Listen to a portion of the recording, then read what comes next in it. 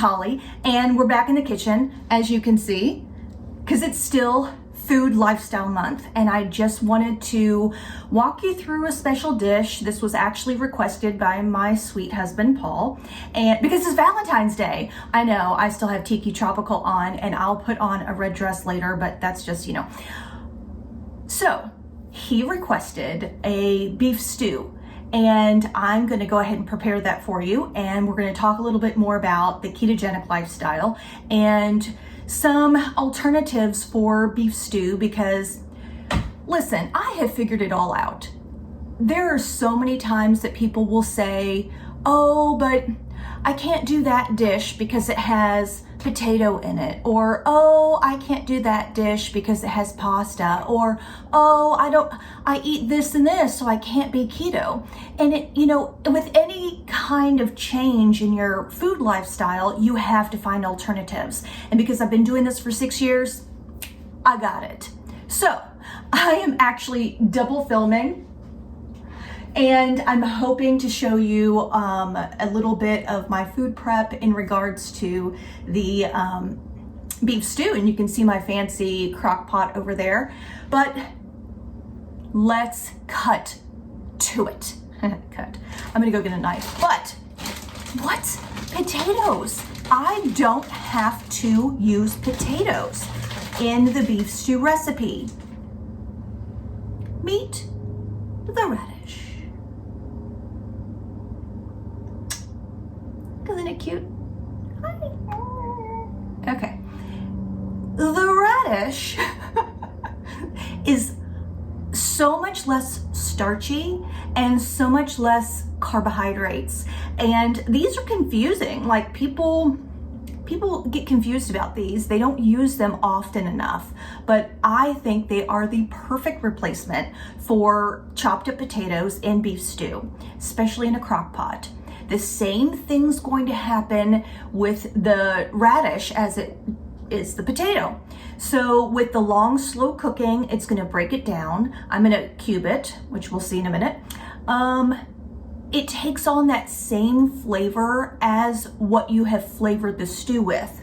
I'm gonna doctor up my stew, and I use bone broth as the base, and then I'll put in different meat spices and whatever you put in your beef stew. You just do the same thing. This does not have to be complicated, but I do use this. So let me get you chopping. Let's get a fancy knife out. And once this gets into the beef stew, it takes on the flavor of however you've prepared it. And after the end of the 6 hours or however long you do your beef stew in the crock pot, it will re-soften. So I've just cut it down just like you would with like a new potato or any other regular potato.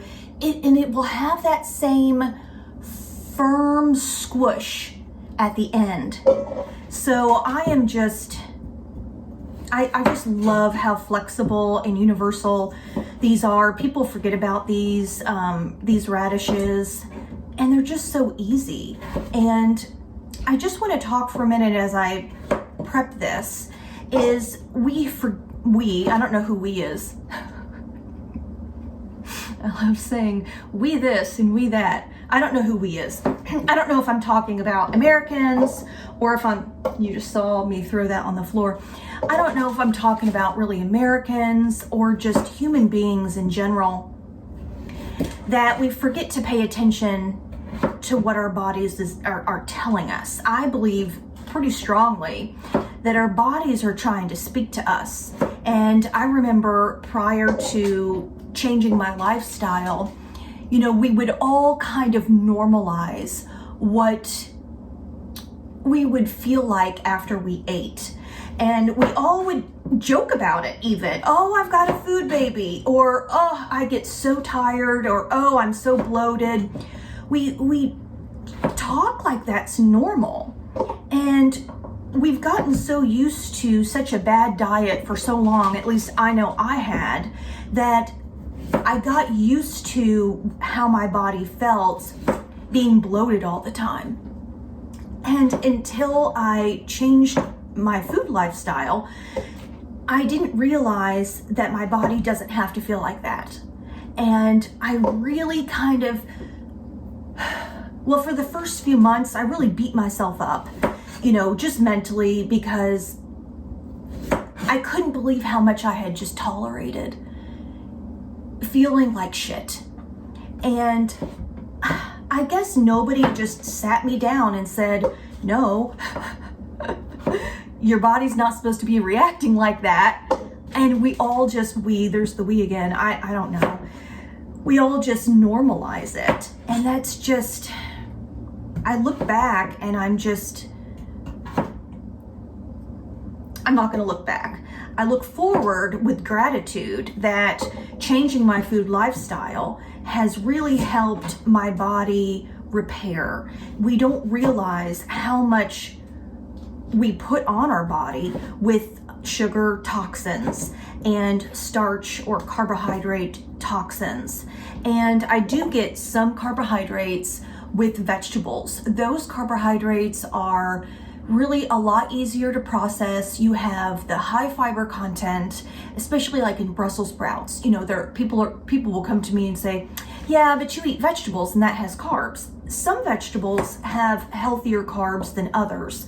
And so I try to avoid, the potato and the starchy carbs.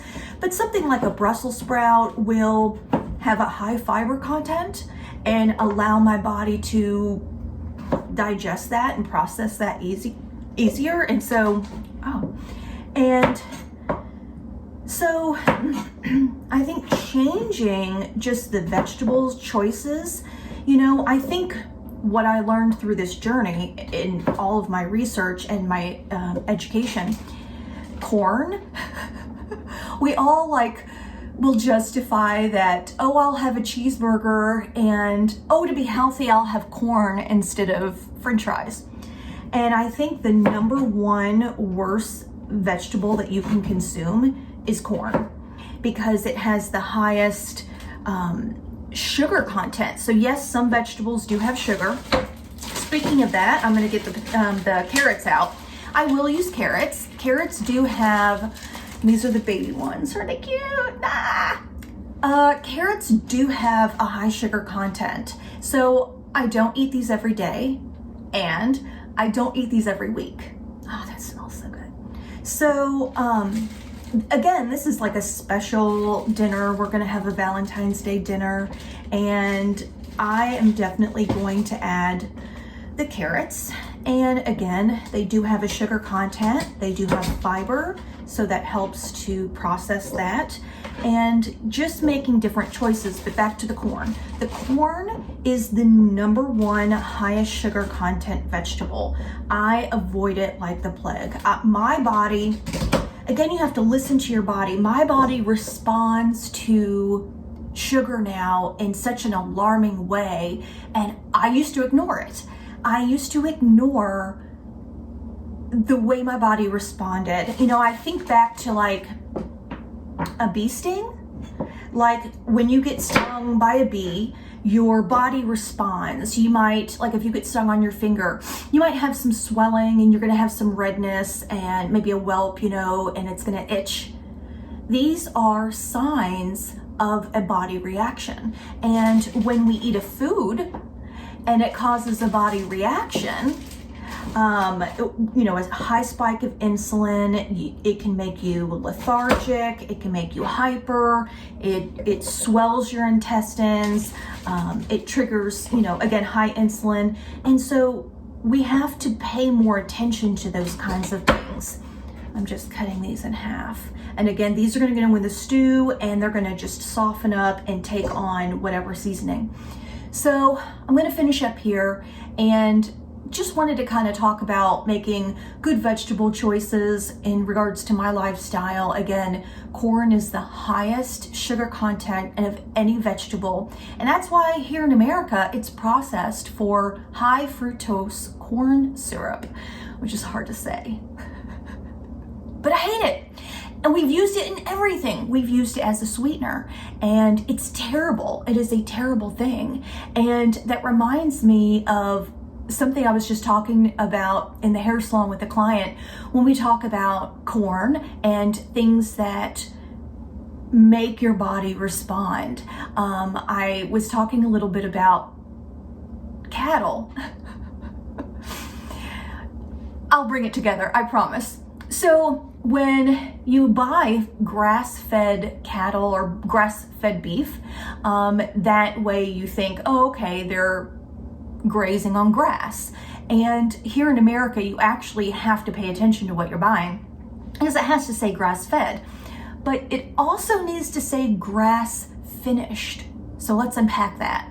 So here in the cattle industry, even though they may feed them grass in the beginning, if they're not grass finished, what this specifically means is they are corn and wheat finished. Why do they do that? Because the farmer wants to plump up that cow as fat as possible for slaughter, to get the most money. And how do they do that? Corn. Corn and wheat. Corn and wheat, it's a fact. You can Google it. In order to fatten a cow for slaughter, they feed it corn and wheat. I don't want to be a cow. I don't want to consume that because it is proven to fatten up a cow. And it fattened me up. And ever since 6 years ago, avoiding wheat products, corn products, anything that has corn in it, that's so much.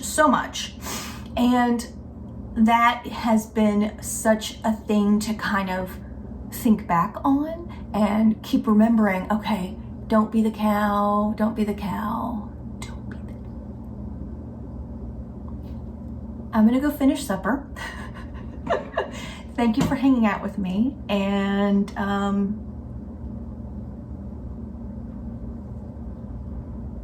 in my kitchen again.